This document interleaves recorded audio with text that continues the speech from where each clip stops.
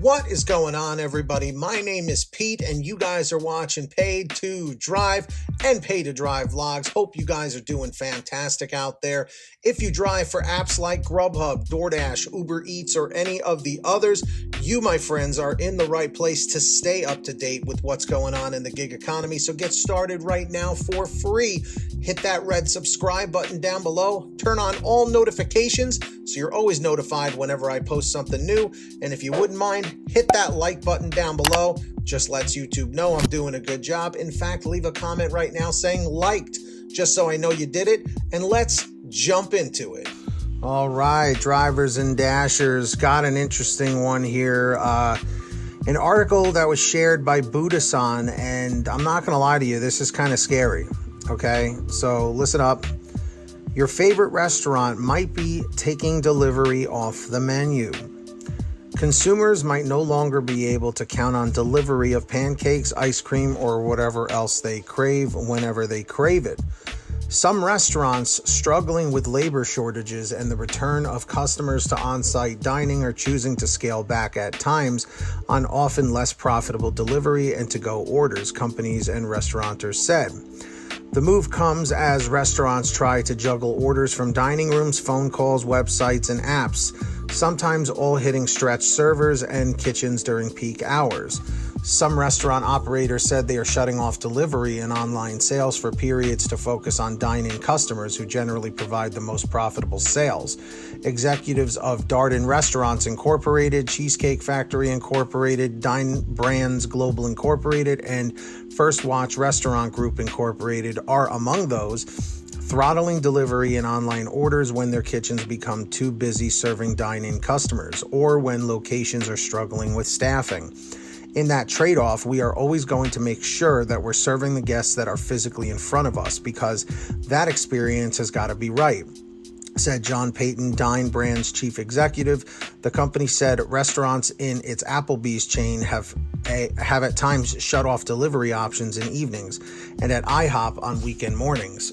Olive Garden owner Darden Restaurants is curtailing business on weekends when its brands can only take around 4 to-go orders every 15 minutes, Chief Executive Gene Lee told investors this fall. There are a lot more orders than that, Mr. Lee said. We know we have excess demand.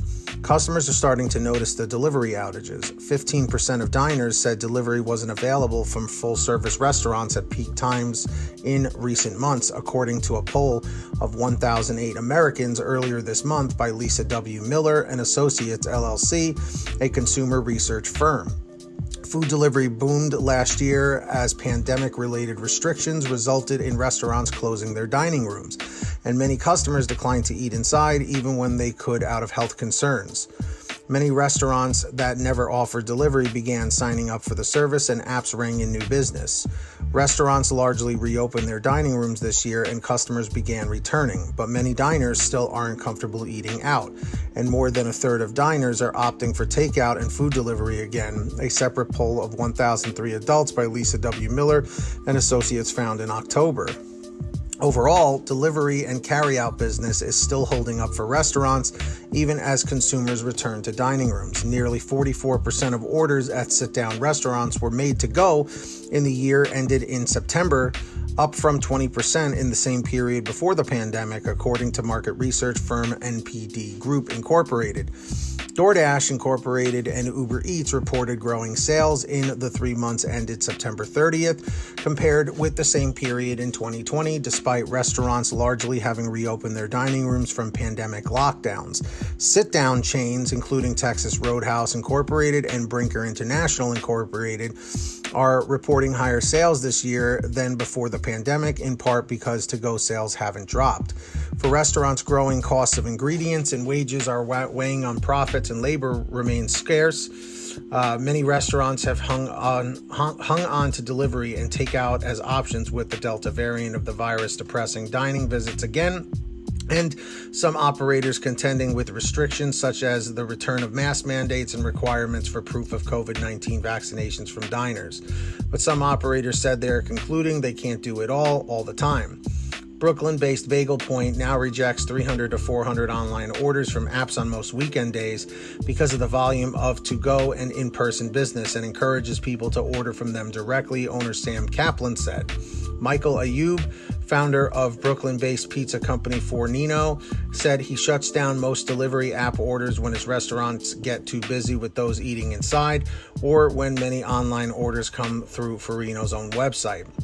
People who come in that make the effort to pick up or are dining in get priority over the ones who sit at home drinking a glass of wine and having a discussion, he said, about delivery. Some delivery customers said they have been dismayed to learn they can't always get the food they want shuttled to their homes. Dayasika, a 30-year-old consultant from Manhattan, said she tried to order raspberry lychee sorbet from her favorite Lower East Side ice cream parlor after a stressful day at work recently, only to find it wasn't available for delivery from DoorDash that day.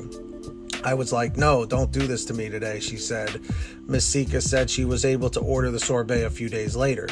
Other customers said less reliable delivery experiences are making them less likely to choose that option, particularly when they can dine out again. Alexis Jaworowski, a 25-year-old realtor from O'Fallon, Missouri, said that she called one neighborhood restaurant for takeout recently and she was told to try back in 40 minutes because they were too busy. Something she has... Alexa, stop. Sorry. I have definitely learned to go eat or order food before you are super hungry, she said. Food delivery companies said they're finding ways to help restaurants cope with order surges. DoorDash earlier this year added a feature that automatically turns off delivery when a restaurant reaches its in-store dining limit, allowing operators to mark themselves as busy on the app, a spokesman said. The company is sponsoring a webinar next month to help restaurants manage the competing demands. Operators are struggling to prioritize the new digital customers they gained during the pandemic, with the in-restaurant customers coming back, the enrollment message said. So basically, guys, the point here is that these restaurants are getting overwhelmed and they're slowing down the orders, the online orders through the apps. So this is going to hurt the gig economy immensely. So I don't know about you, but this is extremely concerning for me. So please let me know your thoughts down below in the comments or in the chat. Does this worry you? Does this concern you? Or could you care less? We need to talk about it. And of course, if you ever have anything you want to share with me, a comment, a question, a topic, a story, an article, whatever it is, be sure to send it to me at paidtodrivestories@gmail.com.